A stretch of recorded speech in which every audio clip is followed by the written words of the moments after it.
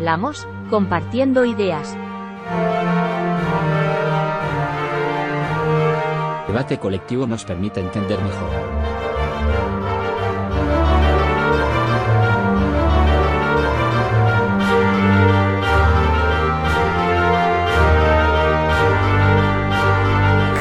Buenas tardes a todas y a todos. Hoy, con este acto sobre Miguel Hernández de la provincia de Jaén, terminamos ya lo que es el curso académico del Encuentro Democrático de la Asociación Nuestra y nos volvemos a ver ya en septiembre.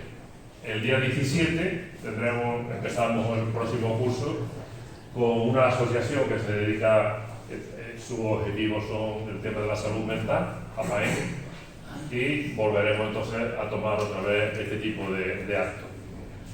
El de hoy era, como digo, el último, y lo que teníamos previsto era que Ana Moreno nos hable y nos detalle y nos concrete sobre todo, porque todos tenemos más o menos la idea de que Miguel Hernández estuvo en la provincia de Jaén, se casó con una persona de aquí de la provincia, de Quesada y tal, y sabemos que anduvo por aquí un tiempo.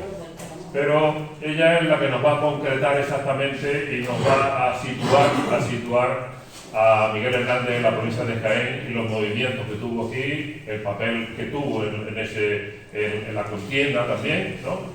Y bueno, todas las andanzas que hacen que después tuviera un reconocimiento a nivel provincial, ¿no? El Museo de Quesada y tal. Y entonces lo importante de esto es que nos va a acercar la figura de Miguel Hernández, ahora que en su pueblo incluso están en Orihuela, están quitándole también importancia a su museo, ¿no?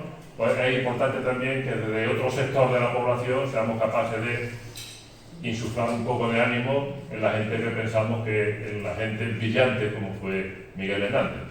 Así que, Ana, tú tuya es la palabra. Gracias.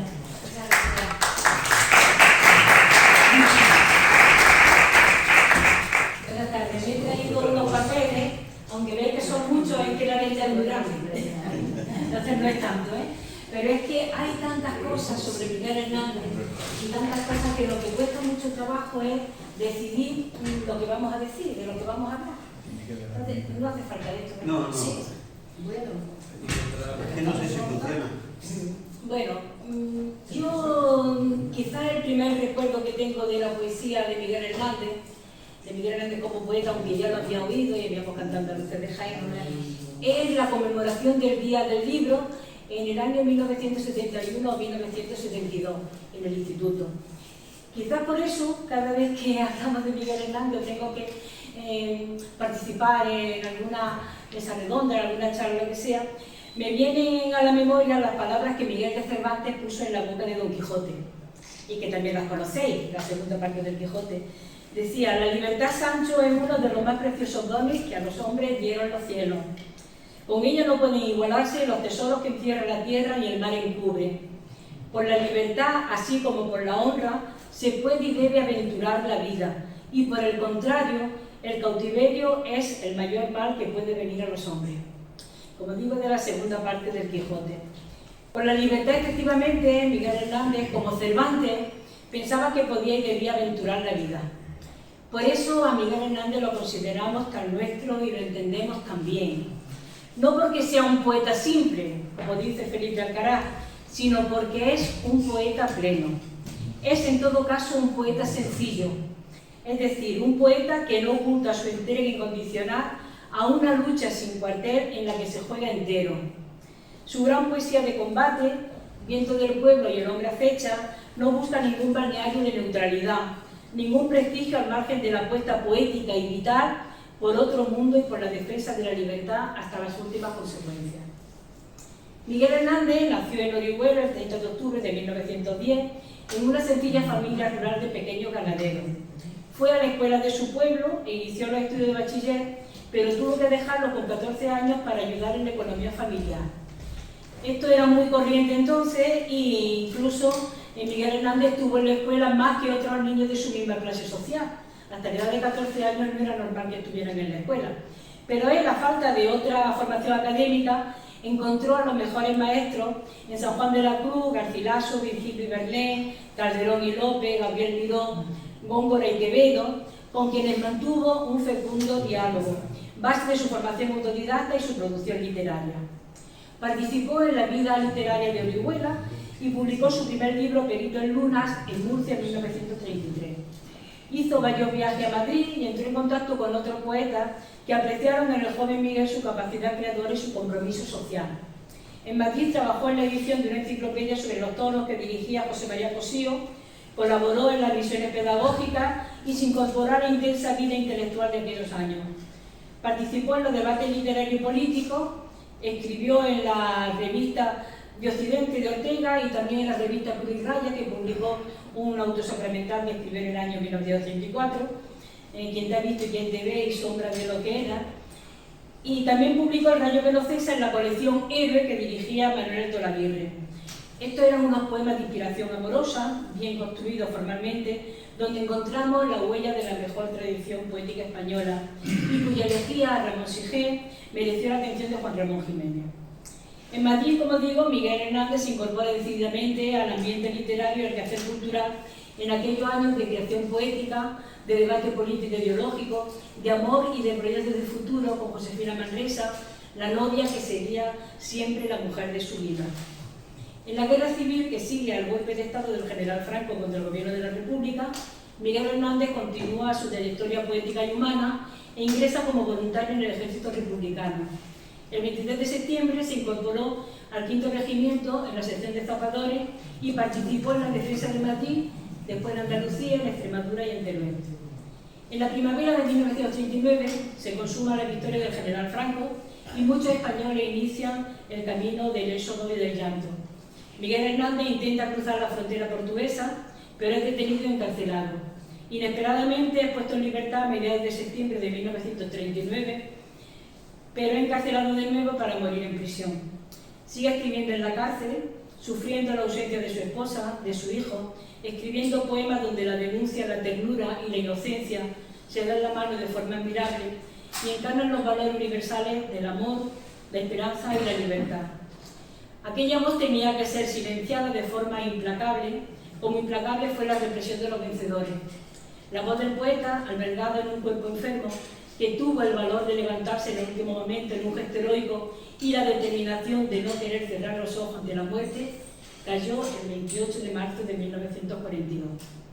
Miguel Hernández forma parte del patrimonio cultural de la humanidad.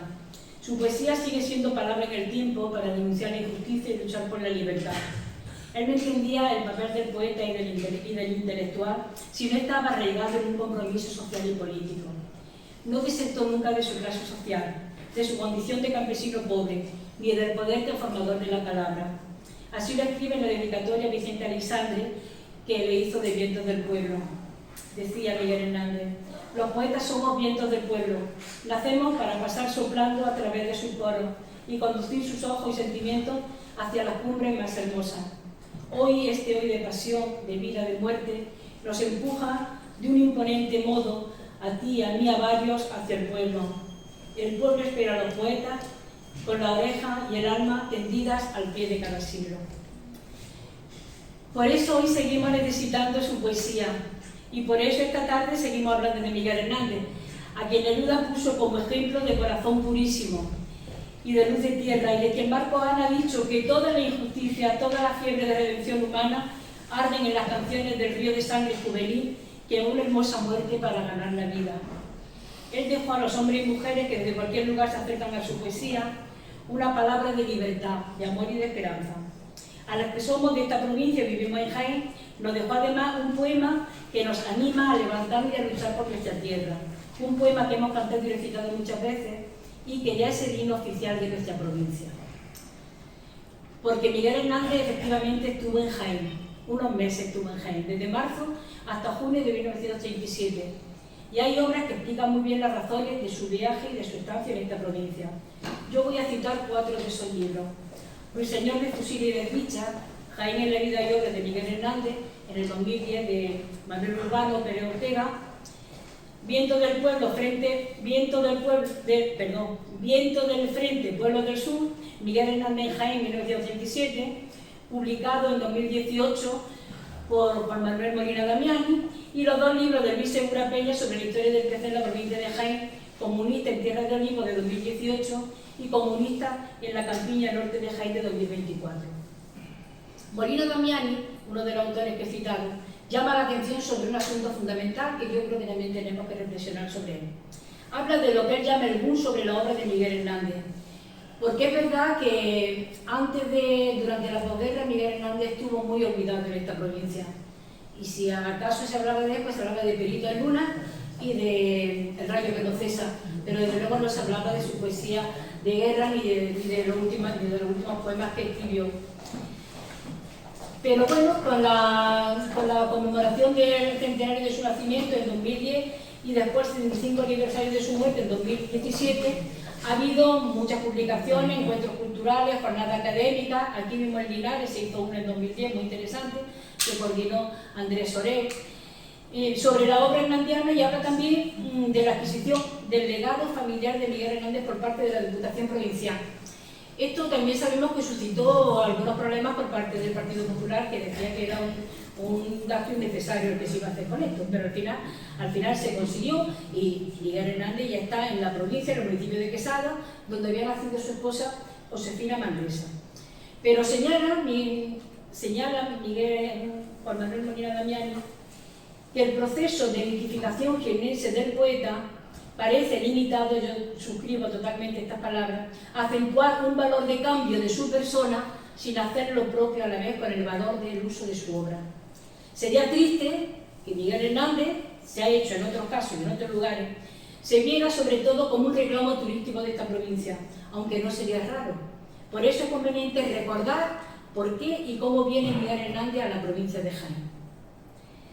Como ya he dicho, cuando estalló la sublevación militar del 18 de julio de 1936, Miguel Hernández se dispuso, como tantos intelectuales y artistas, a defender la legalidad republicana. Él se había afiliado al Partido Comunista de España ese mismo verano y se alistó como voluntario en el 5º Regimiento. Con la organización del Ejército Popular, el poeta se integró en la primera brigada mixta, que fue creada el 10 de octubre de 1936, y desarrolló una importante labor cultural al lado de Pablo de la Torriente, escritor cubano y brigadista que murió en el frente de Madrid.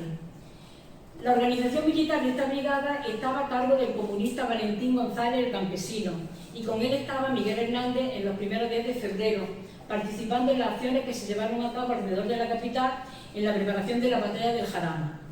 Pero el dirigente comunista Vittorio Vidali, conocido como Comandante Carlos, reclama al poeta para labores culturales y de propaganda política en el altavoz del frente en Andalucía. Y el 21 de febrero, Miguel Hernández escribe una carta a Valentín González en la que se despide de él porque se le ha encomendado una nueva misión. En ella le expresa que está orgulloso de haber peleado sus órdenes con un fusil y consciente de la nueva tarea que se le ha encomendado. Y le comunica, son palabras suyas, que está dispuesto a que mi voz sea la que nuestro pueblo mueve sobre nuestra garganta.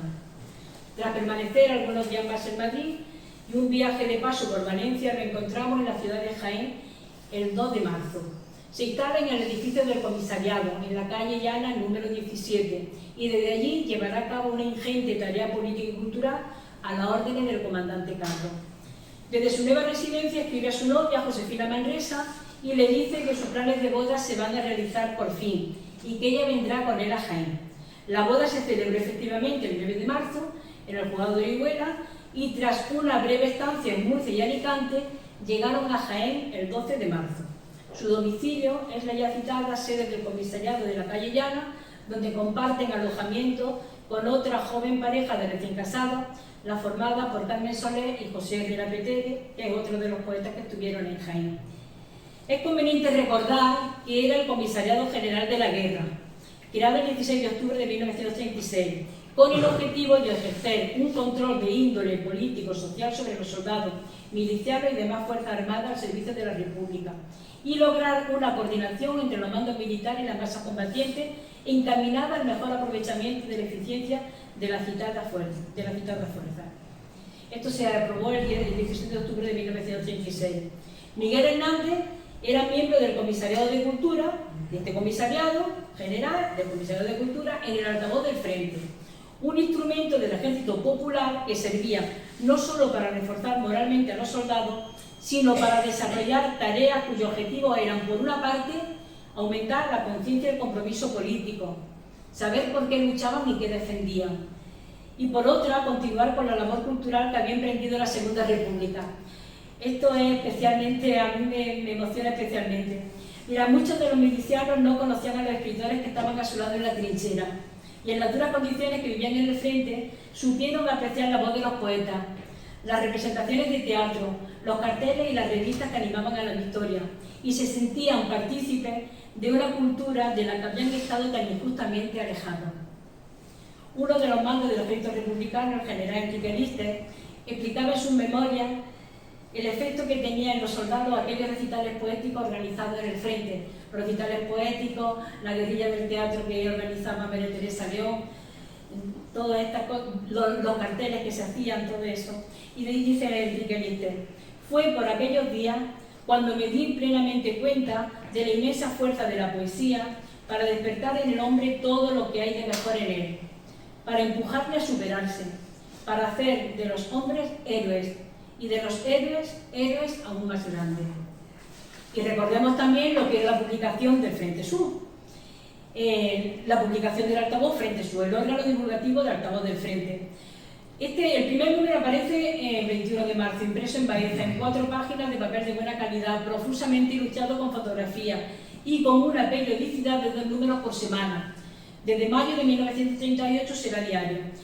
Y a partir del número correspondiente al 10 de junio de 1937, el número 23, Frente Sur destaca bajo su cabecera su filiación, órgano del Comité Provincial de Jaén del Partido Comunista. Es bueno también que tengamos en cuenta esto. Como digo, Miguel Hernández vino a Jaén como miembro del altavoz del Frente. En algunas publicaciones que se han hecho, no desde luego en el texto que he citado de Molina Damiani, aparece la idea de que Miguel Hernández era un corresponsal de guerra, alguien que venía a esta provincia a contar lo que estaba ocurriendo. No es así. No es así, ya se ha demostrado, pues, sabiendo que era el Frente Sur, sabiendo quién lo trajo a Jaén, pero es que además lo dice expresamente. Dice: aunque no soy periodista, sino poeta, escribo en el periódico de mis compañeros de Altavoz del Sur la prosa de la poesía que veo y siento en lo más profundo de esta guerra. Sabe que me irrita la falsedad, mala hierba abundante entre los periodistas, acostumbrados antes de que ellos pasaran por el campo de su desarrollo, acostumbrados a contar sucesos no sucedidos de otra manera y mucho antes de que ellos pasaran por el campo de su desarrollo. Las cosas, para sentirlas, hay que vivirlas y verlas, y la prensa no sería tantas veces irritante o aburrida si algunos de los que escriben sus diarios se acercaran más oportuna y menos prudentemente a los campos donde la verdad habla a balazo. Sería bueno que ahora algunos periodistas pues, tuviéramos en cuenta lo que significa escribir en un periódico o en otra cosa. Está claro, por lo tanto, la labor de Miguel Hernández, la de un militante comunista que defendía la República y que la defendía con sus armas, con el fusil, en el asalto al Santuario de la Virgen de la Cabeza, por ejemplo, y con su palabra, escribiendo en Frente Sur y recitando sus poemas a los soldados en las trincheras. Muchos de esos poemas y artículos no debían ser cómodos para muchas de las personas que los leían, pues Miguel Hernández trataba de sacudir la modorra y de crear conciencia, convencido como estaba de que esa labor cultural y de agitación era la labor política que correspondía al Comisariado de Cultura. Su estancia en Jaén, aunque breve, ya he dicho que hasta mediados de junio aproximadamente, le hace ser partícipe de importantes acontecimientos de la guerra civil en nuestra provincia. Llegó con los ecos de la batalla de Lopera, vivió el bombardeo de Jaén, participó en la ofensiva militar del ejército republicano contra la Guardia Civil pertrechada en el Cerro de la Virgen de la Cabeza cerca de Andújar y asistió como militante comunista al proceso de unidad orgánica entre el PC y el PSOE. En Jaén escribió y publicó en Frente Sur muchos de los poemas de su libro Vientos del Pueblo, publicado en 1937, que es, como indica el subtítulo, Poesía en la guerra, el testimonio de un hombre que sabe que la guerra civil es un conflicto de clase, político, ideológico, y toma partido por la clase obrera, por la república y por la revolución, que es la cultura y el progreso. Porque Miguel Hernández, que murió tan joven, vivió sus 32 años con auténtica pasión, apasionado en la poesía, en el amor y en el compromiso que desde siempre tuvo, desde su juvenil catolicismo a su entrada en el Partido Comunista.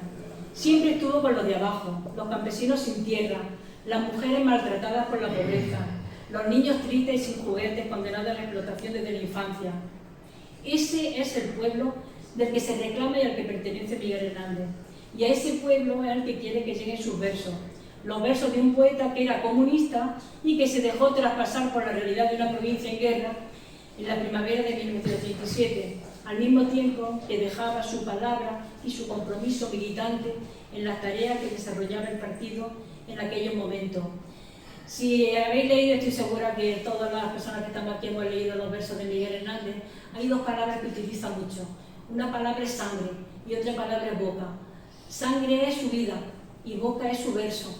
Y él se entrega, él pone su vida, su sangre, su verso, su boca al servicio de la causa en la que él cree.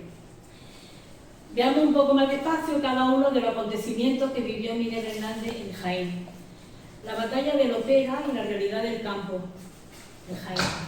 Cuando llega a Jaén tiene noticias de la ofensiva rebelde de finales de 1986, cuando las tropas golpistas avanzan por la campiña del Guadalquivir y ocupan Lopera el 29 de diciembre y Porcuna el 1 de enero.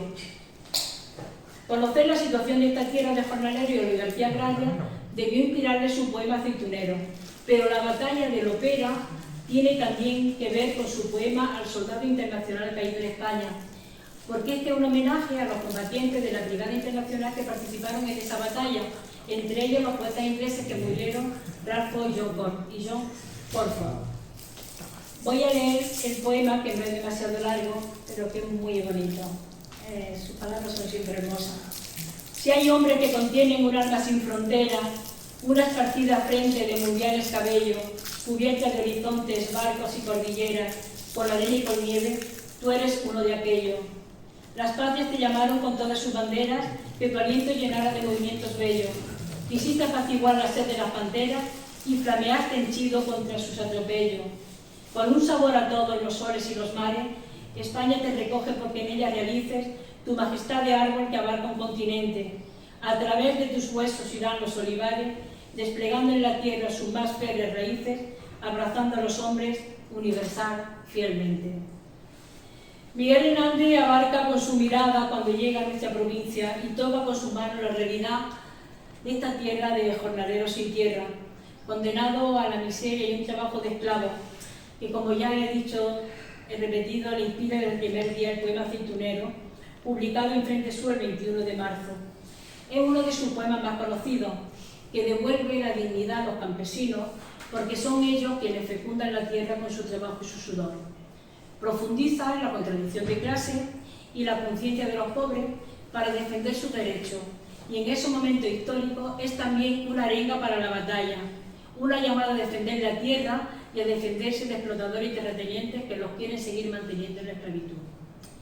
En esta misma publicación, Frente Sur escribe, porque también escribía, como decía antes, artículos en prosa, no solo poemas, escribe y utilizaba algunos seudónimos, por ejemplo con el seudónimo de Antonio López, un artículo titulado Compañera de nuestros días, que también es, que llega al corazón, dedicado a las mujeres del pueblo, a la situación que soportan y que las convierte, cito textualmente, una corteza que se apoya en unos pies duros, que suben por un vientre donde los partos dejan huellas de torrente, que se derriben unos pechos sin lozanía, cabizbajos desde la adolescencia, marchitos y requemados desde que comenzaron a ser pechos.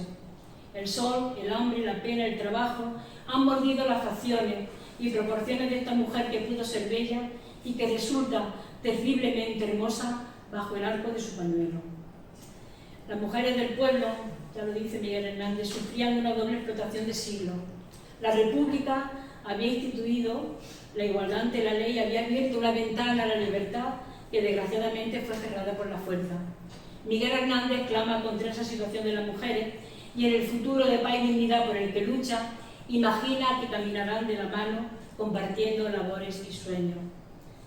Otro texto de Miguel Hernández, fechado en los primeros días de su estancia en Jaén, es La lucha y la vida del campesino español, donde expresa el sufrimiento de tantos hombres y mujeres condenados a malvivir. Ya previamente a esto había escrito y había publicado en una revista, en la revista Ayuda, El Niño Yuntero. Pero este es el texto que escribe. Ha sido una existencia muy arrastrada la suya hasta hoy. Apenas salía del vientre de su madre cuando empezaba a probar el dolor. En cuanto ha sabido andar, ha sido arrojado al trabajo, brutal para el niño de la tierra. El hambre le ha mordido a diario. Es una constante en la obra del poeta esta cercanía a la infancia explotada que podemos encontrar en el poema que he citado, El Niño Yuntero, y en El Pastor de la desierta barca. En todos los casos, el poeta se mueve desde la ternura a la indignación para exigir la justicia y la alegría que la infancia se merece. Hay otro artículo, firmado también por Antonio López, titulado Hijo del Pobre, publicado en el número 6 de Frente Sur, en el que también se refiere a esos niños que viven en la miseria y expresa la esperanza de que esa situación de injusticia va a terminar y que por eso lucha. Han pasado mis ojos, dice, por los pueblos de España. ¿Qué han visto? Junto a los hombres tristes y gastados de trabajar y mal comer, los niños yunteros, mineros, herreros, albañiles, ferozmente contagiados por el gesto de sus padres. Los niños con cara de ancianos y ojos de desgracia. Ha sonado la hora de salvación para los niños que se hundían y nadie los salvaba, que se perdían en los surcos y nadie quería encontrarlos, que se desplomaban en los pozos minerales y nadie les tendía una mano. La España infantil y pobre, oscura siempre, maltratada y oscura, comienza a clarear. Otro episodio importantísimo que vive durante su estancia en Jaén es el bombardeo que sufrió Jaén, ¿no? El día 1 de abril, por orden del general Queipo de Llano, la ciudad de Jaén es bombardeada con el terrible saldo de centenares de heridos graves y 159 muertos, de ellos 45 menores de 2 años. El titular del número 6 de Frente Sur es Jaén bombardeada, y bajo el título encontramos el siguiente texto. Sin objetivo militar y con la única justificación de vengarse de las derrotas que nuestro ejército causa a los invasores, la criminal aviación fascista bombardea ferozmente un vuelo pacífico. Y en su impotencia se ensaña una vez más en los cuerpos de mujeres y niños. Josefina Manresa, su mujer, ya estaba con él en Jaén, como sabemos, es testigo de los hechos, pero Miguel Hernández está fuera de Jaén y a su regreso publica en los 2 siguientes números de Frente Sur 2 artículos, La ciudad bombardeada y el hogar destruido. En el primero, el poeta empieza describiendo una ciudad que parece o quiere sentirse ajena a la tragedia que está viviendo el país. La pedregosa ciudad de Jaén, graciosa, lunar y solar a un tiempo, vivía de espalda a la guerra de su pueblo y de su patria, contra los que la invaden y la inundan con pólvora de destrucción y asesinato. Los constantes diluvios de bombas de los trimotores italianos y alemanes no salpicaban con sangre la cal de las paredes de Jaén, que en general se recostaba el sol en su balcón y sus puertas y dejaba pasar la guerra, contemplándola como un espectáculo y comentándola como un espectador. Miguel Hernández estamos viendo que echa en cara esa actitud y la juzga con dureza. Jaén tenía un corazón casi sordo, casi ciego, clama en aquel momento, casi insensible a la generosa oleada de sangre que andan despegadas sobre el sol hispano desde el 19 de julio de 1936. La voz consciente del poeta lamenta que sea necesario sentir el dolor en carne propia para compartir el sufrimiento, pero Jaén ha sido sorprendida violentamente por los bombardeos. Ha visto la muerte en la puerta de su casa, la tristeza en su plaza, el llanto en su calle, y el poeta sacude a la ciudad con esta pregunta. ¿Ha despertado ya Jaén de su modorra incrédula y moruna? Y no le satisface la respuesta. Por eso el último párrafo del artículo anima al combate, a la conciencia y a la solidaridad. Jaén ha despertar de un modo definitivo. La sangre que aún huele sobre sus losas lo exige. Sus hombres han de combatir al fascismo por el mismo empuje que los sevillanos, cordobeses y granadinos que luchan en los frentes de esta provincia. Debe avergonzarles ser salvados por españoles de otros campos y no salvar ellos mismos su tierra. Y sus mujeres han de alzar el puño crispado, colérico, cuando los trimotores negros vengan a asesinarlas sobre la capital de la aceituna. Las palabras de Miguel Hernández expresan dolor por el bombardeo asesino, pero también pesar, porque según él, los habitantes de Jaén no están a la altura de las circunstancias y, como en el poema Aceitunero, quiere que despierten, que defiendan su tierra y su gente, que planten cara a los asesinos. La alusión al puño es una llamada a la fila del Partido Comunista que como sabemos desarrolló una magnífica labor en la defensa de la población civil y en la estrategia militar, y Miguel Hernández interpela de esta manera a los jienenses. ¿Por qué no se ocupan esos hombres en la construcción de refugio para su hija y esposa? ¿O por qué no colabora con los que llevan 9 meses bajo la lluvia de las balas conquistando la tierra que a todos nos quieren arrebatar? Está claro que Miguel Hernández no olvida en ningún momento la misión que tiene encomendada el Comisariado de Cultura y el altavoz del Frente: aumentar la conciencia de la gente y contribuir de esta manera a la lucha ideológica y a la organización política. En esa misma idea insiste varios días más tarde en otro artículo publicado en el número 9 de Frente Sur, ahora con otro seudónimo, Miguel López. Es triste ver cómo en los pueblos de la retaguardia, y concretamente en los pueblos de la provincia de Jaén, hombres jóvenes de 16 a 20 años hacen aún a los 9 meses de la guerra la misma vida que hacían en tiempos de paz. Todos estos jóvenes tienen una labor que hacer. Los hombres intensificar la producción, que es la labor que atañe sobre todo a la juventud, y aprender en las escuelas de preparación militar la instrucción y el manejo de toda clase de armas, para formar con ella en su día un ejército de reservas que sea suficiente y capaz del fascismo internacional que intenta apoderarse de las riquezas de nuestro suelo. Las mujeres trabajar en la copación de ropas para el ejército y prepararse para suplir a los jóvenes en los trabajos de la retaguardia. Está clara la división sexual del trabajo en Miguel Hernández, pero salvando esa opinión, Miguel Hernández expresa su convencimiento de que la lucha contra el fascismo es la lucha del pueblo y todos, hombres, mujeres, jóvenes y menos jóvenes, deben responder de forma consciente y solidaria. Así lo expresa también en este poema dedicado a las mujeres andaluzas que encontramos en el número 8 de Frente Sur. La heroína de 1987 le recuerda a las de la Guerra de la Independencia en la Batalla de Bailén. Y dice así: andaluzas generosas, nietas de las de Bailén, dad a los verdugos fosas antes que fosas os den. Parir y llevar ligera hijos a los batallones, aceitunas a las trincheras y pólvora a los cañones. En ese mismo número publica Miguel Hernández otro artículo sobre el bombardeo de Jaén titulado El hogar destruido. Este está escrito en un tono más íntimo, no echándole en cara y exigiendo un compromiso de la gente que veía que no estaban haciendo las cosas como él quería que se hicieran. Está escrito, como digo, en un tono más íntimo y detalla todos los aspectos de una casa sencilla, construida por amor y trabajo y destruida por el fascismo. Entre tu esposo y tu compañera, amasaste con sudor y sangre el yeso de las paredes de tu hogar. Entre tu esposo y tú, en las mejores horas robadas al sueño, después de largas jornadas de trabajo, fortaleciste con piedras, cimientos y umbrales. Vuestros cuerpos pulieron con su planta el portal, y por las habitaciones respirabais el aire íntimo y querido de vuestra historia de casado. Era un hogar abrazado a vuestra piel como una piel mayor, conyugal, adornada de techo y lámparas, con los balcones ahogados en flores.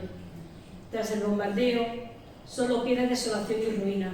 Las sillas, las mesas, la cama de armario, las fotografías, todo ha sido atropellado con violencia.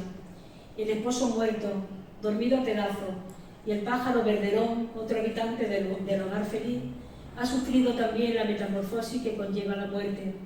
Amedrillado en su jaula, clava en quien le mira unos ojos horrorizados, inmóvilmente ingenuos, y la violenta muerte ha vuelto pálido su verde plumaje. Como digo, Miguel Hernández no fue testigo directo, estaba en un viaje, pero su mujer sí estaba en Jaén en ese momento. Y escribe Miguel Hernández: mi compañera, dice Miguel Hernández con la cercanía de lo compartido, lo ve todo como si lo hubieran destrozado contra su cabeza. Siente arder, quemar, agonizar cada mueble en su alma, y los restos de su hogar reciben un llanto desesperado. Miguel Hernández se siente identificado con esa armonía sencilla del hogar familiar, el que no pudo construir con su esposa y su hijo. Ese espacio doméstico para la siesta y el canto del Verderón, el que la guerra y el fascismo arrebató a tanta gente, a quienes destruyó su sueño de vivir en paz, de amarse y construir un futuro en libertad. Y eso mismo está ocurriendo ahora mismo en otros lugares del mundo, como sabemos. Unos días después del bombardeo, el 19 de abril, Josefina Manresa tiene que volver a Cos para atender a su madre, que muere 3 días después. Miguel acude al entierro y regresa a Jaén sin su esposa, para continuar su vida política y literaria. Está preparando, como decía antes, su poemario viento del pueblo y sigue viajando por la provincia. En uno de sus desplazamientos visita la estación de Linares Baeza y escribe en el número 12 de Frente Sur un artículo titulado Los hijos del hierro, firmado también por Antonio López, sobre la vida de los trabajadores del ferrocarril y su familia. Dice así: en las anhelantes locomotoras, iluminados por el resplandor de las calderas, entre humos, rugidos, pedazos de hierro y carbón, pasan los maquinistas y los fogoneros como viejos lobos de tierra, engrasados, musculosos como ejes o motores, llevan restos de humo sobre la frente y sobre la piel la huella oscura que el trabajo deja en sus cascos de caballo poderoso. Parecen mineral incendiados recorriendo la España leal de punta a punta, heroicos y veloces bajo los bombardeos enemigos. El poeta expresa su reconocimiento y su admiración por el trabajo de estos hombres, hechos a la fatiga, pero conscientes de la importante misión que realizan. Los ferroviarios, dice, colaboran con toda su fuerza al lado del ejército del pueblo. Los trenes blindados avanzan en sus manos a destruir el fascismo en varios puntos de España. Detrás de inmensas mechas de humo sonríen los ferroviarios, los hijos del hierro, a los hijos de nuestros soldados que saludan desde el paso a nivel con el puño tendido. El 1 de mayo, otro día que pasa Miguel Hernández en la provincia. Como sabemos, el 1 de mayo es el día grande de la clase obrera y esta fecha adquiere un especial significado durante la Guerra Civil. Pues no olvidemos que la Guerra Civil fue indudablemente una lucha de clase. Por eso he querido señalar otro artículo de Miguel Hernández, publicado en el número 12 de Frente Sur, una contribución más a la lucha ideológica, porque el trabajo crea riqueza y dignifica a los seres humanos. Lleva por título La fiesta del trabajo y empieza con estas palabras. Para el hombre saludable y sin vicio, el trabajo es una fiesta. Los huesos gozan girando sobre sus bornes y la carne con fuerza y la piel se delata hermosa en los movimientos de la faena. Cuerpos armoniosos como árboles son los cuerpos trabajadores. No existe más hermosa fiesta de sangre y de armonía que la fiesta del trabajo. Por el contrario, dice, quien vive a costa del trabajo de los demás y no trabaja él mismo, recibe todo el rechazo. Aquel que rehuye el contacto de la herramienta no ve lucir su mano en la luz. Los dedos flacos amarillentos del ocio me repugnan, dice Miguel Hernández, y procuro eclipsarlo con una manifestación de dedos hechos al trato de la barbechera. Todo es trabajo, el amor, el canto, la maternidad. Y mayo es un taller de mujeres y hombres, raíces y animales que resuenan de un modo musical, amando y trabajando. El poeta reivindica un mundo en armonía, feliz, fecundo, sin explotación, pero no olvida la guerra. Y por eso dice, este mayo hispano es como una explosión de huertos, fusiles y vientres floridos. Hay que celebrar la fiesta del trabajo y reivindicar los derechos de la clase obrera. Por eso están luchando en el frente y en la retaguardia los poetas y los obreros, hermanados en una misma causa. Este mayo, dice, mientras la pólvora exige fuego con más ansia que los demás meses, va tal vez a decidir la victoria del pueblo, que lucha como las espigas paneras contra el fascismo de malos jaramagos y tizones. Y no solo deja sobre el 1 de mayo, no solo deja este texto en prosa, sino que también escribe para el mismo número de Frente Sur el poema 1 de mayo de 1937, que dice: no sé qué sepultada artillería dispara desde abajo los claveles, ni qué caballería cruza tonando y hace que vuelan los laureles.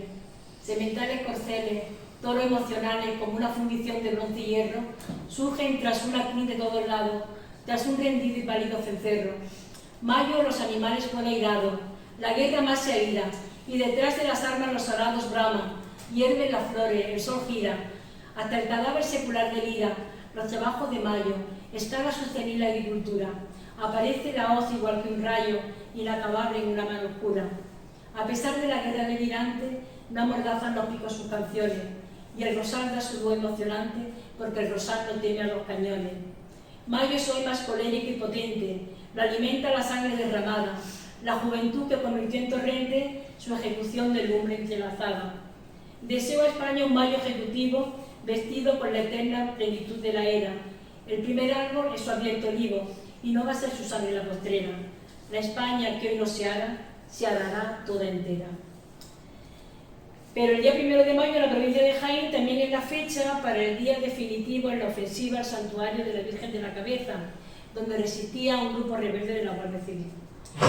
El altavoz del frente había llevado a cabo una encomiable labor para que este grupo depusiera su actitud, ganarles para la legalidad de la República y acabar con el sufrimiento de quienes estaban encerrados, incluidos mujeres y niños. Miguel Hernández escribe en prosa una crónica publicada en Frente Sur que lleva por título La rendición de la cabeza y que contiene varios apartados.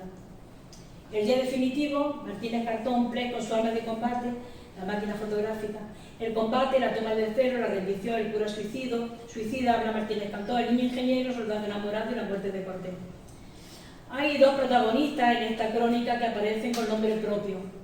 Uno es el militar Martínez Cartón, que llevó a cabo el plan de recuperación del santuario elaborado por Cordón y a quien Miguel Hernández describe de este modo. Hecho de manojos de fibra, ágil, enjuto, observa al enemigo, ordena el avance, se impacienta, atiende a los que le rodean finalmente, va al teléfono, vuelve a la observación. Cuando no resulta el movimiento que ha ordenado como él desea, se le ve sufrir, arder por dentro, lleno de mucho amor propio y mucho hueso vibrante. El otro es un fotógrafo que también estaba en el frente, Otto Ples, a quien dedica estas palabras. Y lo describe así. Ples es un germano maduro que peleó en la guerra europea y que por tanto tiene sabrosa experiencia. Sus 50 años no le estorban porque reír como un chiquillo y en las trincheras parece un patriarca, fotógrafo y guerrero. Al amanecer del día del combate, el edificio de la Cabeza amanece ante el alba sangriento y oscuro, pero el ejército del pueblo es consciente de la importante misión que deben llevar a cabo y por eso los muchachos avanzaban animosos y uno se puso a cantar por lo hondo como si no le acechara la muerte. Miguel Hernández vivió en primera persona el combate y su crónica de guerra ensalza el heroísmo de los soldados del Ejército Popular. Describe todos los detalles desde el despliegue inicial hasta la rendición de los rebeldes. Hay sangre y fuego, balas y una bandera que se abre camino para desplegarse vencedora. Y en esos momentos difíciles, el poeta guerrero resalta la grandeza del corazón del pueblo. Ni un insulto, ni una ofensa salió de las bocas de los soldados que ayudaban a curar a los heridos y echaban a los niños sobre su hombro. Y la ternura de Miguel se expresa en estas palabras ante un niño que le pregunta su nombre y ante una joven que mira con cariño a un soldado del Ejército Popular. Ni la niñez ni el amor conocen enemigos. Y yo me siento pequeño junto a este niño salvado, como mi compañero ha debido sentirse herido con una herida que no podrán dibujar nunca las municiones.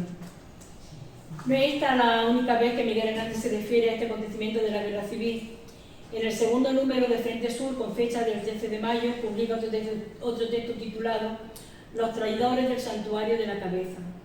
Como en la crónica anterior, utiliza varias epígrafes para explicar la traición de un grupo de Guardia Civil y la respuesta del pueblo. Y dice, la Guardia Civil ha dejado un rastro negro y rojo por donde ha pasado, que ha sido por los campos de la aldea de España. No hay hueso de trabajador que aún esté condolido de los apaleos constantes a que le sometía el burgués por medio de los beneméritos verdugos.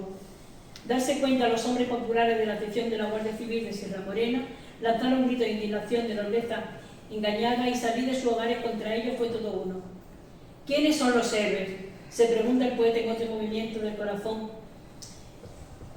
y dice, entiendo por heroísmo un movimiento del corazón que arrostra el mayor peligro por defender y salvar desinteresadamente algo que ocupa lugar en la pureza de su sentimiento. A los guardias civiles de Sierra Morena se les puede considerar valientes, pero para ser héroes andaban demasiado manchados de sucio interés. Los héroes son los hombres que les han atacado por espacio de varios meses con escopeta y con el solo deseo de regresar disparado a la vida sencilla. El héroe actúa por un impulso generoso, no por una mala pasión, aunque sea sin armas. Estos que han luchado contra los de Cortés representan al héroe. Luchar y saber por qué luchar e impregnar la lucha de esa dimensión ética que tanto repetían los comisarios de cultura y que no tenía nada que ver con el exterminio del enemigo que practicaba el ejército rebelde, como en este ejemplo que señala Miguel Hernández. Una tarde aparece una mujer con los brazos extendidos junto al recinto del santuario. No tiréis, compañeros, voy con vosotros.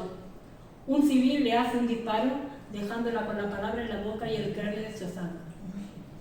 En estos dos textos sobre este episodio de la guerra que Miguel Hernández vivió en la provincia de Jaén, hay una sintonía perfecta entre el escritor y el soldado.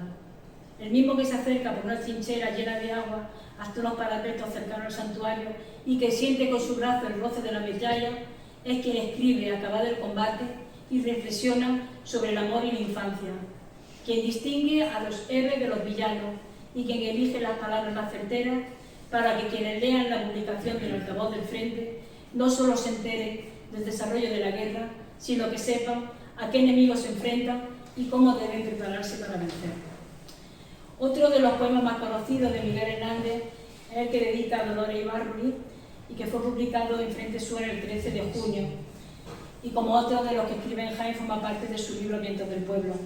El poema, que es mucho más largo, solo voy a decir cómo empieza. Moriré como el pájaro, cantando, penetrado de pluma y entereza sobre la dura claridad de las cosas. Y hay otro acontecimiento político de gran importancia que tuvo lugar en la primavera de 1937 y del que también participó como militante comunista y como escritor en Frente Sur Miguel Hernández. Ya lo anunciaba antes, el proceso de reunificación del PC y del PSOE. En el marco de la política general del PC sobre la unidad, en abril de 1937, el Comité Provincial hace pública una carta abierta dirigida a la Federación Provincial del PSOE de Jaén para lograr a toda costa la unidad de la clase obrera y llevar a cabo la fusión de los partidos comunistas y socialistas. Bueno, todo esto es un proceso que además aparece muy bien explicado en el libro de Luis Segura, comunista en Tierra de Olivo, y del que no voy a hablar todo, pero sí voy a decir que es verdad que en la provincia de Jaén la fusión del PSOE y del PC se llegó a concretar en el Partido Unificado, un partido unificado de los dos. Lo que pasa es que tuvo una trayectoria y una vigencia efímera, pero al igual que esta provincia fue la primera en la formación de un frente popular, fue también en la unidad orgánica de socialistas y comunistas en ese momento de la guerra. Bueno, tenemos constancia de que Miguel Hernández estaba en Jaén el día 12 de junio. Después sabemos que se fue a seguir luchando en otro frente, a seguir escribiendo otros libros. Escribió El hombre acecha y al final de 1938 entregó a la imprenta en Valencia este texto para su publicación, pero con la entrada de las tropas franquistas en 1939 el libro estuvo a punto de ser destruido. Después se publicó una edición facsímil muchos años después y ahora se está preparando, 85 años después, se está preparando una nueva edición facsímil del hombre acecha. Sabemos también de las obras que escribió en la cárcel, su magnífico cancionero y romancero de ausencia, con las ranas de la cebolla, Triste guerra, vino contra heridas, por citar algunos poemas. Del sufrimiento de sus últimos días también sabemos, y bueno, y también hemos podido asistir en muchas de las personas que estamos aquí al montaje teatral que hizo Alfredo Márquez y que hemos visto en Linares y en otras ciudades. Recientemente incluso escuchamos las ranas de la cebolla en el acto, en el concierto que se hizo por Palestina.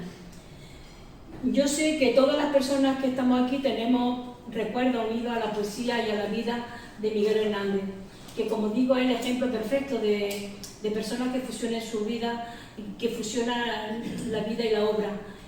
Y él nos ha dado versos para cantar la paz y la libertad, para rebelarnos contra la injusticia. Nos emocionábamos cuando cantábamos con Andaluces de Jaén, con Harcha y antes con Paco Ibáñez. Hemos vivido o la juventud siempre avanza, y todos estos versos y todas estas canciones, y todas estas canciones que nos han servido pues para escribir también nuestra propia historia, ¿no? Y yo creo que vamos a tener ocasión ahora pues de hablar y de poner en común todos estos recuerdos y toda esta experiencia que tenemos sobre la poesía de Miguel Hernández. Pero bueno, antes quiero recitar el poema que, como ya he dicho, es hoy afortunadamente el himno de nuestra provincia, y lo voy a recitar con el mismo texto que el poeta escribió y publicó en Frente Sur, y que tiene una ligerísima diferencia con respecto al que después apareció en Vientos del Pueblo. Andaluces de Jaén, Aceitunero, el poema Aceitunero, que lo conocemos más por Andaluces de Jaén. Andaluces de Jaén, aceituneros altivos, decidme en el alma, ¿quién levantó los olivos? No lo levantó la nada, ni el dinero, ni el Señor, sino la tierra callada, el trabajo y el sudor. Unidos al agua pura y a los planetas unidos, los tres vieron la hermosura de los troncos retorcidos. Levántate, olivo cano, dijeron al pie del viento, y el olivo alzó una mano poderosa de cimiento. Andaluces de Jaén, aceituneros altivos, decidme en el alma, ¿quién amamantó los olivos? ¿Quién amamantó los olivos? Vuestra sangre, vuestra vida, no la del explotador, que se enriqueció en la herida generosa del sudor, no la del terrateniente que os sepultó en la pobreza, que os pisoteó la frente, que os redujo la cabeza. Árboles que vuestro afán consagró al centro del día, eran principio de un pan que solo el otro comía. ¿Cuántos hilos de feitura en los pies y las manos presos, sol a sol y luna a luna, pesan sobre vuestro hueso? Andaluces de Jaén, aceituneros altivos, pregunta mi alma, ¿de quién son estos olivos? Jaén, levántate brava sobre tus piedras lunares, no vayas a ser esclava con todos tus olivares. Dentro de la claridad del aceite y sus aromas, indican tu libertad, la libertad de tus lomas.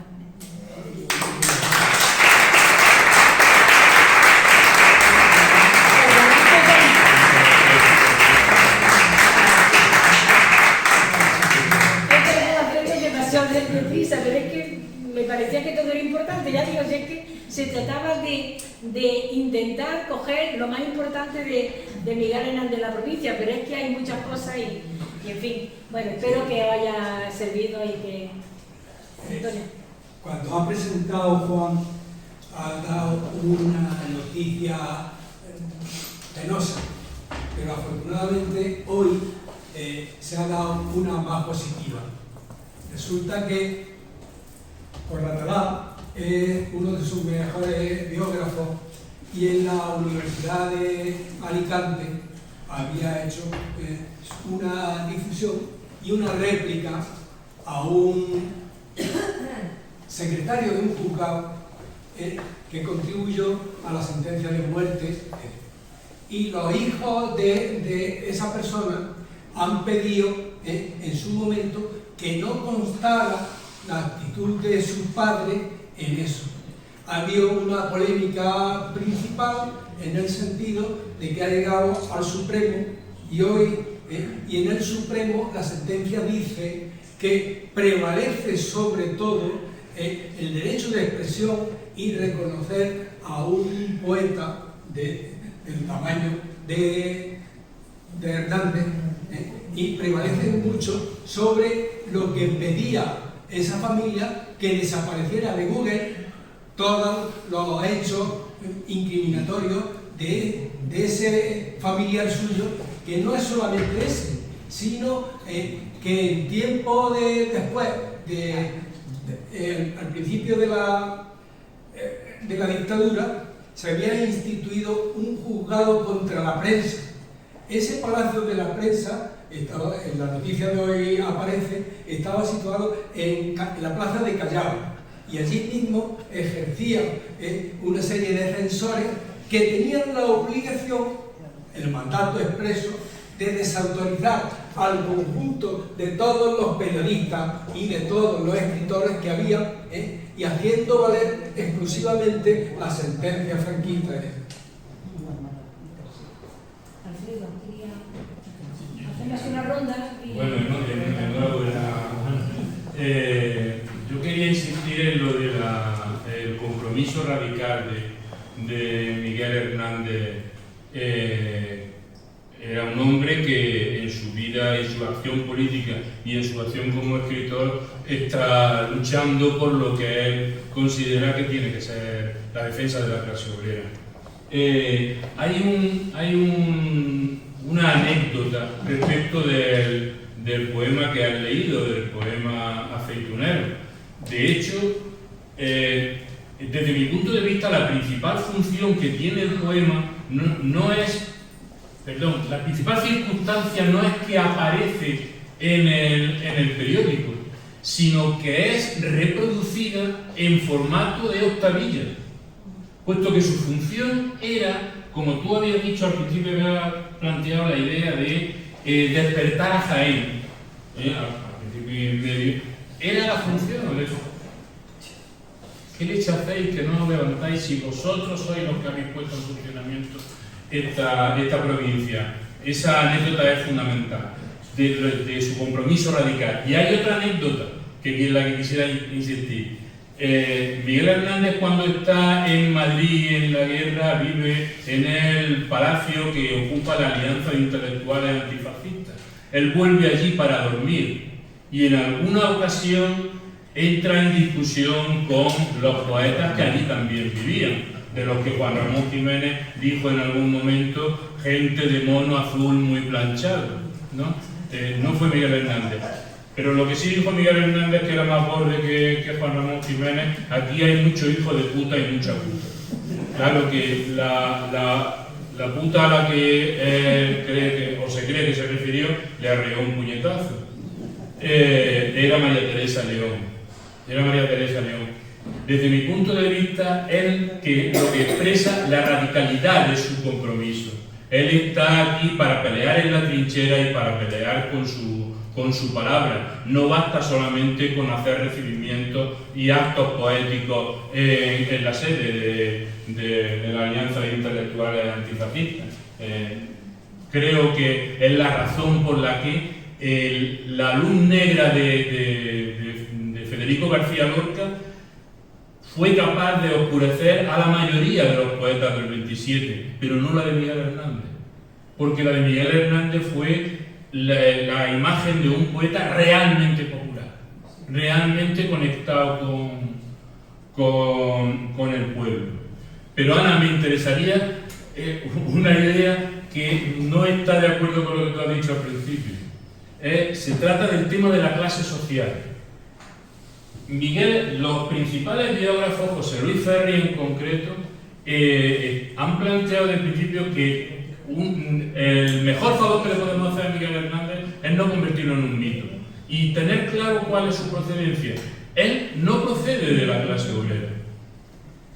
Su padre es ganadero, es entrador de carne, es decir, comerciante por tanto, y pertenece, entonces no lo habría, pero a una cierta clase media. Ganaderos con propiedades también de terreno y, ya digo, comerciantes.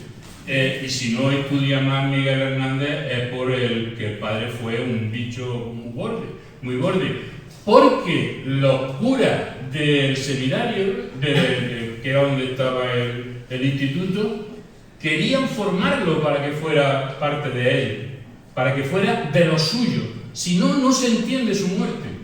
Porque Luis Almarcha, el vicario general que le facilita los libros de clásicos de la literatura clásica española y le facilita que escriba, Luis Almarcha pudo haberlo salvado porque tenía muchísimo poder. Era un hombre que dominaba un sindicato cristiano, dominaba cajas de ahorro, dominaba cooperativa, llegó a ser obispo y llegó a ser diputado en Cortes. Podría haberlo salvado, pero es que Miguel Hernández fue un traidor. Miguel Hernández fue traidor a su clase, a la clase de Ramón Sigé, de Pepín, de Pepe Marín, y a la clase de Almarcha. Fue un traidor y no se lo perdonaron.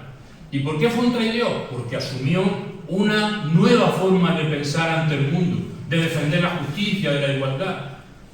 Y yo lo que he leído fundamentalmente es que quienes tienen principalmente la responsabilidad de eso son, por un lado, Maruja Mayo, pero sobre todo Delia del Carril, la mujer de Pablo Neruda. Y Pablo Neruda son los que le enseñan el camino, le muestran al Partido Comunista y son los causantes de su compromiso militante, ¿no? Era mi opinión, que por supuesto que es mía. Sí, no, yo solamente está discrepe también con el tema de decir que no es periodista, porque evidentemente quien escribe tan asiduamente en periódicos, en un órgano periódico, para mí es un periodista independientemente de que tenga un título en la universidad o no, y ahora estamos viendo en la actualidad muchas veces periodistas que en realidad no lo son y viceversa, ¿no?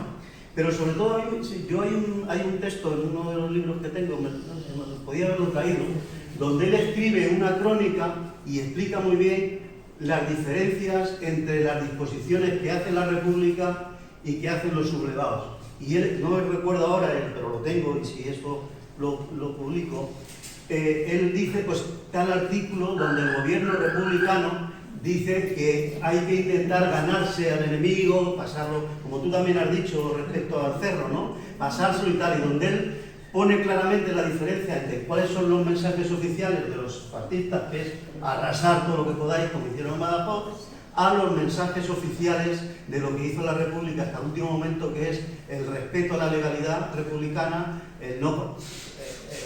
atrocidades se hicieron en todos los sitios, pero no es lo mismo que estar defendida desde quien manda a ser todo lo contrario. A mí ese artículo de Miguel Hernández me pareció muy definitivo, como definitivo también un libro, una cosa que has mencionado, que es el libro testimonio de, me parece que se llama Faustino Cordón, el general republicano, donde él explica todo el tema del asalto al cuartel de la montaña y a su estancia en Andújar, y se ve la diferencia clara entre lo que hacían los militares republicanos en Andújar y en el asalto, a luego la represión posterior que hicieron cuando entraron los fascistas en Andújar, que arrasaron con todo aquel, con lo que estamos acostumbrados a ver, que no había sido de su cuerda, ¿no? Y a mí me parece ese artículo que leí, para mí el libro de testimonio y el artículo de Miguel Hernández me pareció fundamental, y es una de las herramientas que tengo para decir, no, amigo, no todos fueron iguales, no todos fueron iguales en la guerra, además de muchas más consideraciones,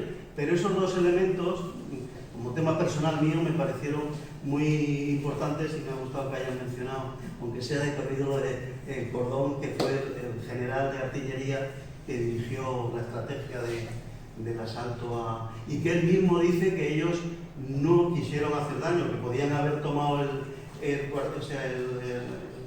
cerro mucho antes, pero que no quisieron destruirlo todo para tomarlo, que es lo que se está haciendo, por ejemplo, ahora Israel con Gaza, ¿no? Destruirlo todo para tomarlo.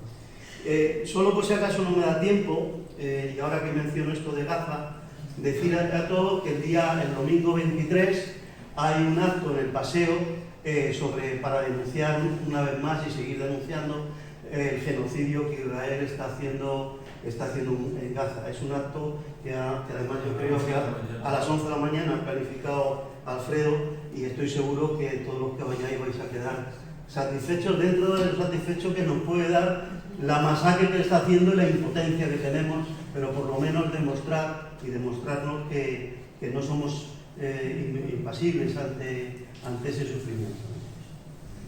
Perdón, una cosilla. En contra de lo que dice Valentín, yo creo que el papel de Miguel es típico lo que clásicamente en el Partido Comunista se ha entendido como agitación y propaganda. Es que no solamente fue a todos los sitios que ha dicho Ana, también acudió al frente de Córdoba. Hay una foto famosísima, preciosa, que está él desde un monte arengando. Su trabajo era arengar, por la palabra prosaica o por la poesía, pero era agitación y propaganda. Sí, bueno, Antonio te la palabra, pero voy a decir antes de alguna cosilla.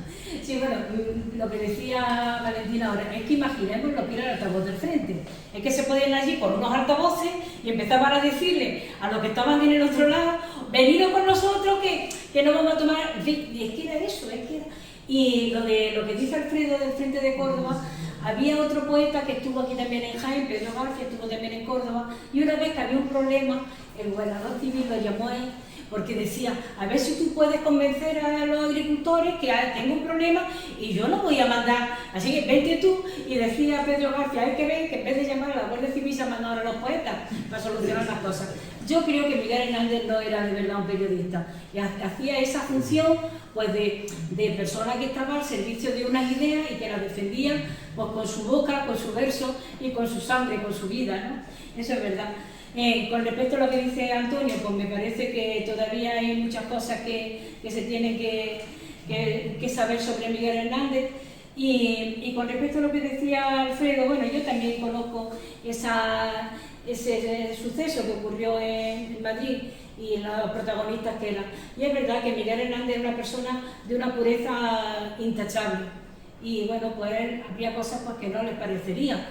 Que también entiendo yo que en un momento donde la gente está que al día siguiente pueden bombardear Madrid, porque a lo mejor hay un momento en que se junten y hagan lo que sea, ¿no? En fin, pero que es verdad que Miguel Hernández es una persona de una pureza exquisita, y es pues lo mismo que decía en Jaén estas cosas. Seguramente otra persona, pues a lo mejor diría, pues yo no voy a pasarme tanto, pero él le decía, levantaros de vuestra modorra, pero ¿qué hacéis? ¿Qué hacéis, hijos míos? Que sois jóvenes, que tenéis que trabajar, las mujeres tienen que hacer esto. Miguel Hernández en ese sentido, yo creo que era tan puro y tan entregado y tan honesto, que decía las cosas como pensaba. Pero yo sí creo que Miguel Hernández era pobre. Él lo califica, es que claro, se ha escrito mucho sobre Miguel Hernández y cada autor pues también puede decir una cosa. Él cuando iba al colegio en Orihuela lo califican como estudiante de bolsillo pobre. Esa era la palabra con la que lo calificaba. No era como Ramón Sigé. Él tenía que coger los libros pues en la sacristía, con el obispo, con este cura, o en la casa de Ramón Sigé, con el vicario. Él no tenía dinero para irse a Madrid. Él no tenía dinero para irse a Madrid. Entre los amigos le pagaron el billete para irse a Madrid. Y volvió a Madrid porque no tenía dinero. Él no tuvo nunca nada. Miguel Hernández no tuvo nunca nada. Es verdad que a lo mejor su familia pues podía haber hecho un esfuerzo. Y yo ya he dicho al principio que el hecho de que estuviera en el colegio hasta los 14 años, para aquella época, ya era bastante. Pero vamos, es que, según he leído en algunas publicaciones, hasta el padre cuando lo veía leyendo, no era que un niño le saliera poeta tan joven y que estuviera siempre leyendo, no era propio para esa familia, que a lo mejor no era una familia de proletarios o de jornaleros sin tierra, era una familia, pero que desde luego él nunca tuvo nada. Y siempre estuvo a la intemperie de todo, es verdad, hasta el final de su vida. Y muchas veces buscó ayuda en amigos y eso, pero que él nunca tuvo nada propio. Profundizando en el Perdón, Antonio, que se le voy a dar la palabra al otro Antonio. Venga, Antonio Castro. Pues. Yo a caballo en lo que dices tú y lo que dice Alfredo, qué difícil es bajarse del balcón donde están los de arriba, los que se comen la hogaza de pan sin saber dónde ha venido, y las corbatas, quién se las plancha y sin saber quién. Bajarse del balcón en una sociedad donde los de abajo, el pueblo, va por las aceras y por pisando tierra, y yo me identifico mucho con eso, y bajarse, ponerse a nivel de pueblo y decir, levantaros, que hay que pedir justicia y libertad. Eso complica mucho a cualquier persona que baje del balcón y se pone a nivel de pueblo y de quiero ser pueblo y quiero ser con vosotros libertad y justicia. Eso es lo más que revienta a la clase dirigente y de arriba. ¿Por qué?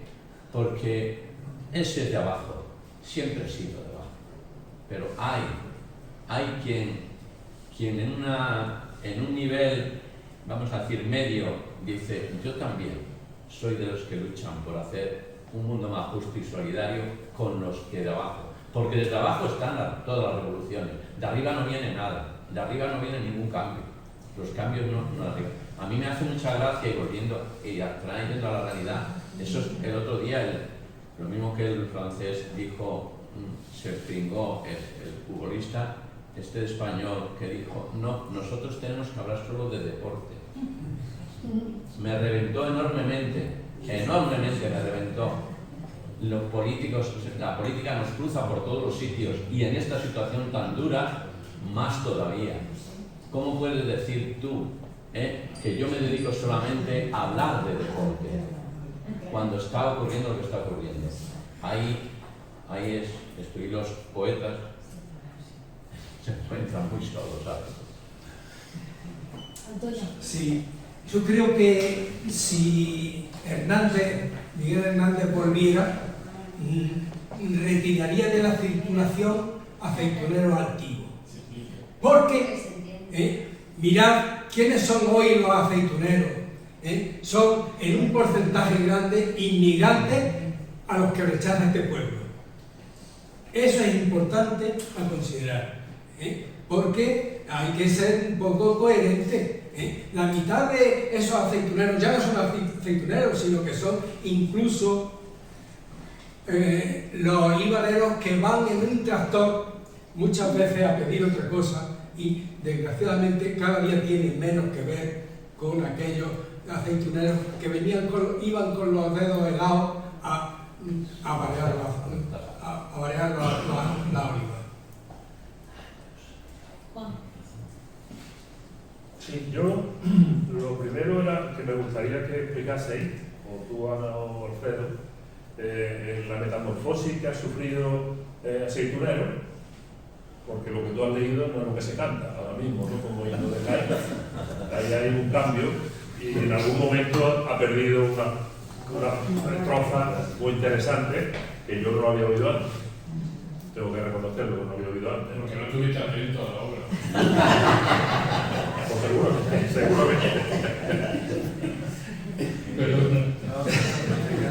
Pero yo sí quería, aparte de que me expliquéis eso, quiero hacer una referencia precisamente a su obra, no ya a su historia, a su paso por la provincia de Jaén. Yo vengo de otra provincia donde el jornalero existe mucho más que aquí, y existía cuando yo vine aquí a Linares, ¿no? Y es que como la poesía de Miguel Hernández llega al corazón, especialmente la juventud, ¿no? Y yo tengo tres poemas que forman parte de mí porque lo he vivido de tal manera y tan cerca que parece que están escritos en mi entorno. Uno de ellos, por ejemplo, ha hecho tu referencia a él, que es el del niño yuntero. El niño yuntero no desapareció con Miguel Hernández. El niño yuntero, por desgracia, en este país, yo ya supongo que ya no habrá niños yunteros como los que yo conocí en los años 70. Es decir, todavía al final de la dictadura, yo creo que Mariano hablaba un día de ese tema también con respecto a los mineros. Bueno, pues en el campo, niños yunteros con 10 años, con las manos llenas de callos, y que a veces yo tenía que ir con el coche a recogerlo al cortijo para que pudiera ir a la escuela. Y tuve que ir a hablar también con la familia, porque como faltaba mucho, para tratar de convencerlo de que no era salida tenerlo con la Junta continuamente, ¿no? Porque era un trabajador con 10 años, un trabajador del campo curtido ya, tal como lo describe Miguel Hernández, ¿no? Entonces, claro, ese poema yo lo he tenido tan de cerca que evidentemente a mí siempre me ha producido un shock, ¿no? Su lectura, porque siempre me acuerdo de este hombre. Pero no solamente esto, porque claro, ya habéis hecho referencia, por ejemplo, al tema de la evolución desde el catolicismo y desde las amistades que tenía de joven, ¿no? A después participar en el Partido Comunista y toda su obra. Pero a mí otro de los poemas que siempre me ha encantado, porque siempre me ha llevado al corazón, ha sido la elegía a Ramón Sijé. Es decir, la elegía a Ramón Sijé es un canto a la amistad tan profundo, que a mí siempre me ha emocionado. Para mí, leerlo y pensar en algún amigo de la juventud, porque claro, esto se da en una época determinada, ¿no? Y por último, los vientos del pueblo, que ahora no recuerdo, no creo que eran de Hacha, yo creo que era otro grupo que en los años 70. Nuestro pequeño mundo. No. Era Hacha, yo creo que sí era Hacha. Era Hacha. Yo creí que era otro. Bueno, pues. Y eso fue en la mili, que lo escuchábamos el grupo, en el cassette, y era algo también que, bueno, en la mili era muy importante escuchar ese tipo de música para defenderte de lo que veías allí, de lo que estabas viviendo, ¿no?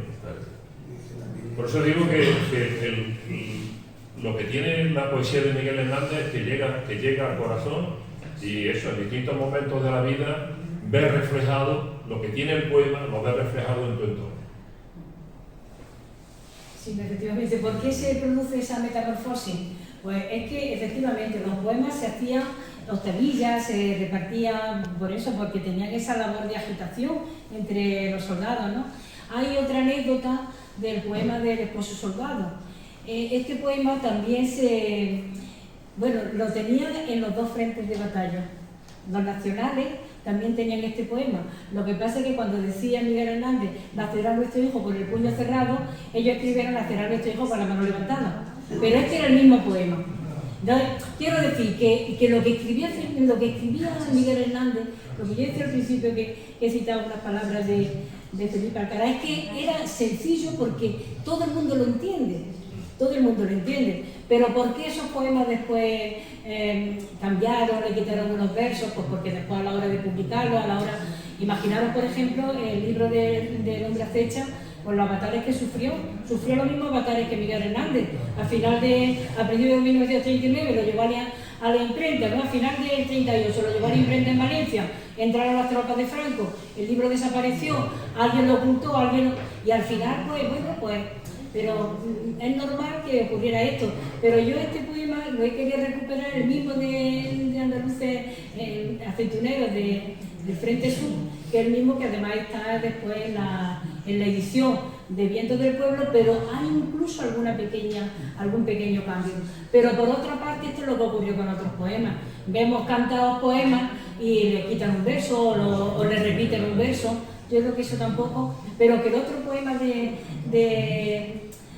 esposo soldado, la canción del esposo soldado, también se dio esa circunstancia, que todo el mundo quería cantar esa canción. Uno la hacía suya desde el ejército republicano y los otros también querían hacer la suya, cuando decían eso. Es que decirle a Juan, el poema que a él le ha afectado emocionalmente tanto el niño yuntero tiene una serie de estrofas. Algo que lo explica podría ser la versión de Enrique Morente del Niño Yunque. La versión de Enrique Morente son 6 minutos y utiliza del poema 3 estrofas y ha recogido la sustancia del poema, pero que cada cantante, cada grupo va a seleccionar lo que vea conveniente. Y hemos tenido la suerte en nuestra generación que hemos tenido un Paco Ibáñez, un Harcha, un Juan Manuel Serrat, que nos han dado a conocer a través de canciones poemas de Antonio Machado, poemas de Lorca, poemas de Miguel Hernández, y nos lo hemos aprendido de memoria. Sí, bueno, otra cosa también con respecto a la energía. Perdona, es que a mí hay una estrofa en lo que has leído que hace referencia, no al cacique, pero al empresario, al dueño de... Y digo, eso está desapareció con intención. Por eso la pregunta es ¿dónde desaparece? ¿Quién la hace desaparecer? La pregunta es ¿en qué momento? ¿Quién la hace desaparecer? Al Padre Nuestro le cambiaron que perdonen nuestras deudas, porque precisamente la deuda es el motivo de la esclavitud última. Se han quitado las deudas del tercer mundo, que es el que todavía lo tiene sumido en eso. Sí, lo quería decir también con respecto a la herejía. Es verdad que Miguel Hernández tuvo esa evolución. Yo creo de verdad que en su pueblo él quería estudiar, él quería leer libros, no tenía una máquina de escribir, él no tenía cuando empezó a escribir. Lo que pasa es que tampoco es que el mito ese del poeta pastor, eso no es verdad. Él sabía, pues, lo que pasa es que fue un autodidacta y también, pues, en los libros que él pudo ver y después cuando se fue a Madrid, pero que él pasó una evolución, pues, de la gente que se juntaba en su pueblo, en el colegio de cura, etcétera, pues una evolución cuando se fue a Madrid y conoció a otra gente. Yo creo que cuando ya había publicado, cuando ya tenía para publicar Vientos del Pueblo, El rayo que no cesa, que es un poemario de tema amoroso, fue cuando se enteró de la muerte de Ramón Sigé. Y yo creo que él incluyó ese poema porque de alguna manera él tenía mala conciencia porque estaba dejando a su amigo. En ese sentido lo que decía Alfredo también, estaba dejando a su amigo. Y entonces él incluyó ese poema y volvió a Orihuela a cantarle a Ramón Sigé ese poema. Pero él ya había cambiado, él ya estaba en otro momento. Y él, partiendo de que era una persona que no tenía recursos, que era pobre, aunque su familia fuera, que yo creo que tampoco era una familia de hacendados, pero en fin, que no fuera una familia de jornaleros, pero pensando en eso y pensando también que él estaba ya en contacto pues, con otra realidad social y política, pues él tuvo un cambio, pero tampoco renunció a su amigo. Es que le decía Pablo Neruda que tenía que ir desprendiéndose de ese olor de sacristía. Eso se lo decía Pablo Neruda. Y él, pues, él decía, vale, de acuerdo, pero él decía, efectivamente, no, pero es que no renuncia nunca a lo que era. Él no renuncia. Incluso, pues, él tenía a su amigo en el pueblo, que por otra parte, pues yo creo que es una cosa muy normal. Porque vamos haciendo amistades, vamos evolucionando, pero no hay por qué renunciar a lo que somos en un momento de nuestra vida, ¿no? Y yo creo que además el poema ese que canta, que escribe, llegó con 3 heridas, que ya es de romancero, cancionero y romancero de ausencia, pues también tiene ese sabor también de lo que él ha vivido, de lo que él conoce, de toda esa tradición. Yo creo que es una persona pues, que siempre ha sido fiel a sí misma. Es que yo creo que esa pureza y esa entrega es lo más importante de Miguel Hernández. Pero también yo quiero decir otra cosa, no nos engañemos. Es verdad que nosotros hemos tenido la suerte de vivir en una generación donde hemos podido asistir a estos poemas. Yo, cuando digo que recuerdo a Miguel Hernández, pues en el instituto de mi pueblo, pero en los 70, 71, 72. Y claro, es que era muy pronto. Pero no pensemos que entonces Miguel Hernández siempre había algún profesor, alguna persona más adelantada a su tiempo que hacía estas cosas. Pero en la provincia de Jaén, hasta los años 80 no se hablaba de Miguel Hernández.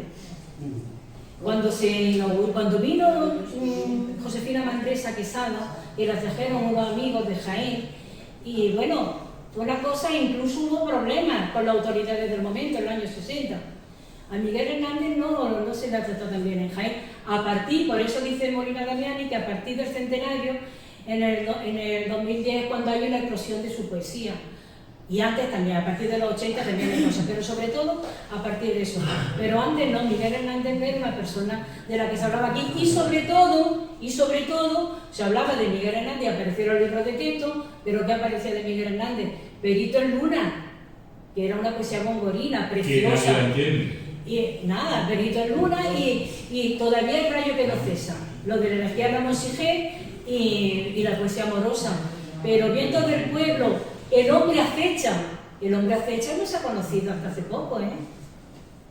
Y cancioneros y romanceros de ausencia, pues, pero sobre todo la poesía de guerra, Vientos del Pueblo y El hombre acecha es una poesía que ha estado muy oculta. Y por eso uno de los que Molina Damiani también lo dice de alguna manera, uno de los temores es que se quiera ocultar una parte de Miguel Hernández. Lo mismo que se ha tratado de ocultar de Miguel Hernández su filiación al Partido Comunista. Que eso no lo hace más pequeño.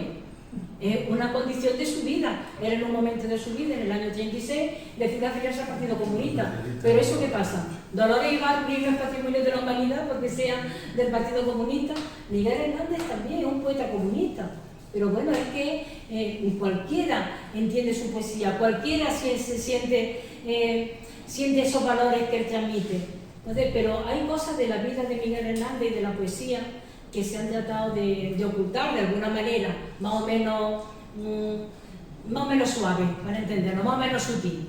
Pero que no ha sido tampoco el poeta, y lo que pasa es que, claro, es que nosotros a finales de los 69 ya estábamos escuchando, muy jovencitos estábamos escuchando a Paco Ibáñez y ya sabíamos Andaluces de Jaén. Bueno, yo cuento una anécdota. En mi pueblo que hicimos un grupo de música folk, pues casi nos detienen una vez por cantar Andaluces de Jaén. O sea, y éramos muy jovencillos, adolescentes, y no sabíamos ni lo que estábamos diciendo a lo mejor, pero claro, pero ya lo oíamos, pero tuvimos esa suerte. Y tenemos que seguir hablando de su poesía porque es un patrimonio de todas las personas que quieren la paz y la libertad.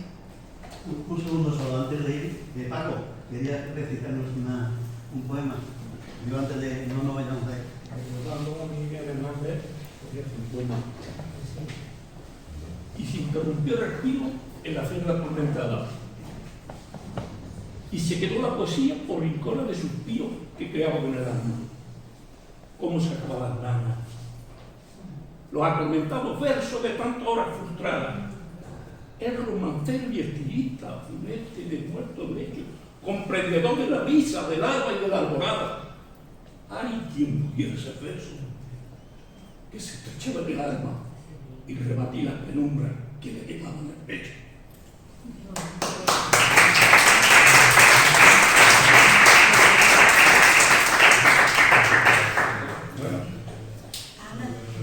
ver, Carmen, oye, que todavía podemos estar los ratito, venga. No, tenemos tiempo, o sea, si alguien No, más quiere- hablando de la figura de Miguel Hernández, que yo como casi todos me enganché a él con la herencia de la música a través de una profesora en séptimo de primaria.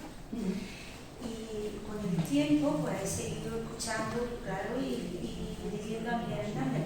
Pero fui a trabajar a Lopera, un pueblo que está aquí en Jaén, que ahora se realizó la batalla, un pueblo blanco precioso. Y un día callejeando me encuentro una fuente.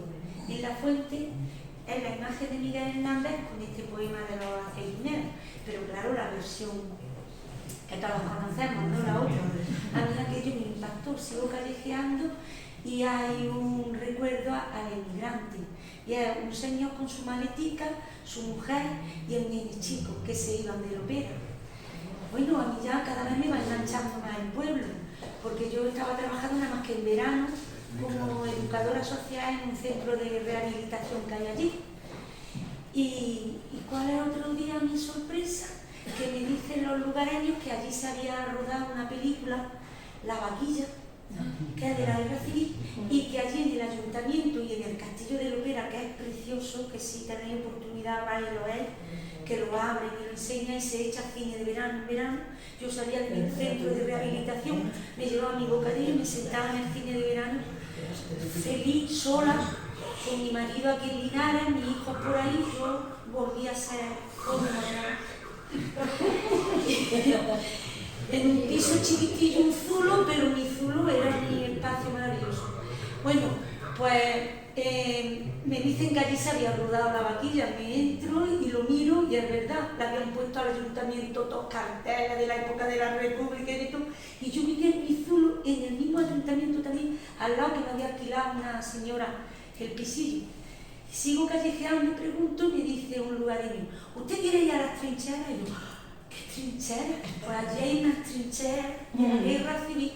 Bueno, me perdí, no las encontré enseguida, tuve que volver.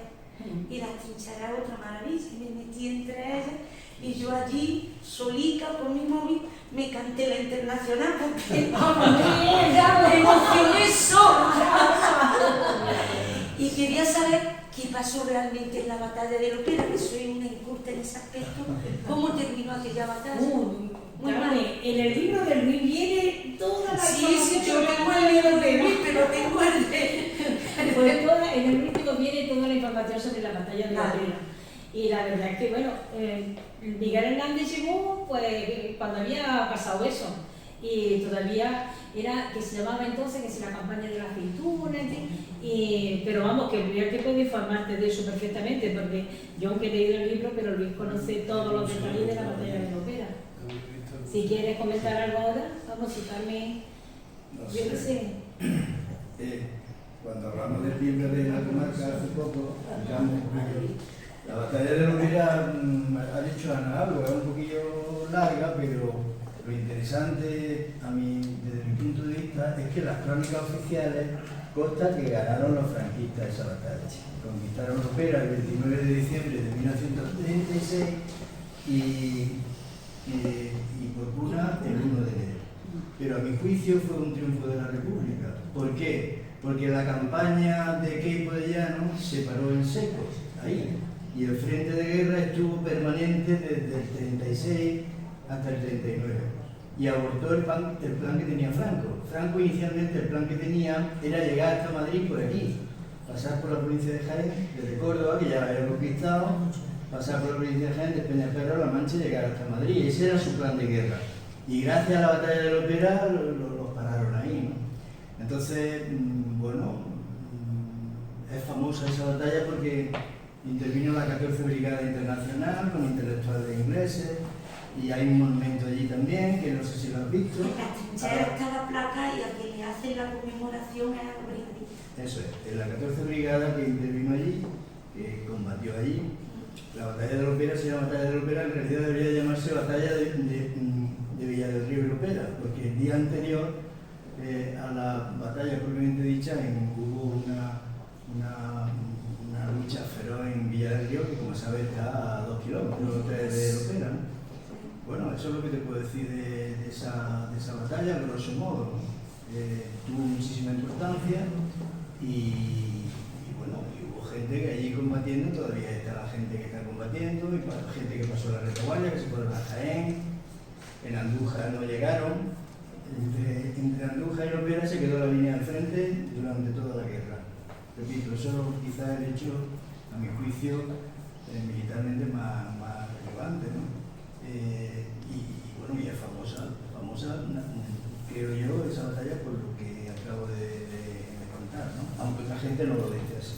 Otra gente dice que fue, claro, las crónicas de los oficialistas, de los franquistas, dicen que aquello fue un triunfo de ellos, y yo no sé qué triunfo fue, porque conquistar un pueblo chiquitito y que se quede allí la línea del frente durante toda la guerra, pues un triunfo efímero, no efímero, y pequeño, esa es la palabra. Bueno, esto es lo que puedo decir. Sí, yo solo he comentado eso porque, claro, como Miguel Hernández sabía lo que había ocurrido, llegó unos meses después, y fue entonces cuando escribió el poema este al Brigadista Internacional, y por eso lo he sacado, porque él no estuvo allí cuando él llegó en marzo, y eso fue a final de diciembre, no de enero. Hay una idea, Ana, que yo creo que es muy importante. Yo insistí en esa idea y no iba a hablar, pero lo voy a decir porque creo que es muy importante. Para mí Miguel Hernández no fue un corresponsal de guerra. No, pero ni periodista ni corresponsal de guerra. Y es que está escrito por gente en Jaén de que Miguel Hernández fue un corresponsal de guerra y un periodista, y para mí no es verdad.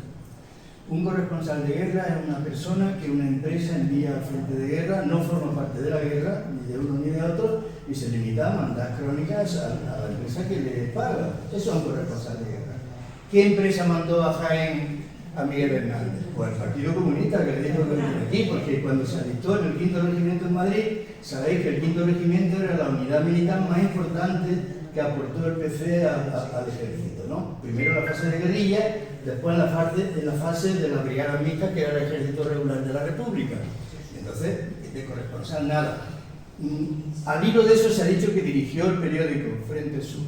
Por supuesto se oculta que el periódico Frente Sur era el órgano del Partido Comunista, el órgano provincial. Bueno, basta con verlo. Bueno, yo lo dije el otro día aquí. El Frente Sur tiene una importancia enorme, no solo para la estancia de Miguel Hernández, sino para muchísimas cosas más, ¿no?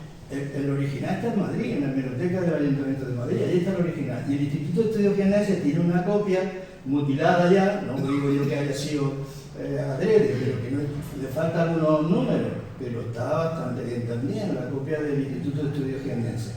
Y entonces, pues ve uno la cabecera del periódico y se ve que no es un periódico del altavoz del frente, ni nada que le parezca, a partir de unos cuantos números. Y que él no dirigió el Frente Sur, también está escrito, negro sobre blanco, que dirigió el Frente Sur, no es verdad. Y que Frente Sur era el altavoz del frente, no era un periódico del PC. Era un periódico del PC, Miguel Hernández no lo dirigió, él no fue corresponsal de guerra ni fue periodista. Estaba aquí con una misión que es lo que creía el PC que podía aportar más. Miguel Hernández, para mí, la idea más clara de lo que fue es el prototipo de poeta soldado. Esa para mí la idea más clara. Lo he hablado bastante con Ana, está de acuerdo con eso porque entiende más de estas cosas que yo, pero las fuentes que yo he visto y de la época de que estuvo aquí, la primavera del 37, esa es para mí la formulación más clara de lo que este hombre, con mucha altura, desde luego, moral y literaria y política, estuvo y hizo aquí en la provincia de Jaén. Sí, esas dos palabras que tanto aparecen en su poesía, que no lo he dicho yo antes, la sangre, que es el cuerpo, lo que él daba como soldado, y la palabra y la boca. A lo largo de su poesía aparecen muchas esas dos palabras, sangre y boca, y en muchos versos. Y era eso, era su entrega como hombre y como poeta al mismo tiempo. Por eso es la fusión perfecta de la vida y de la obra de una persona. Vamos aquí. Pues ya está, lo dejamos Muchas aquí. gracias.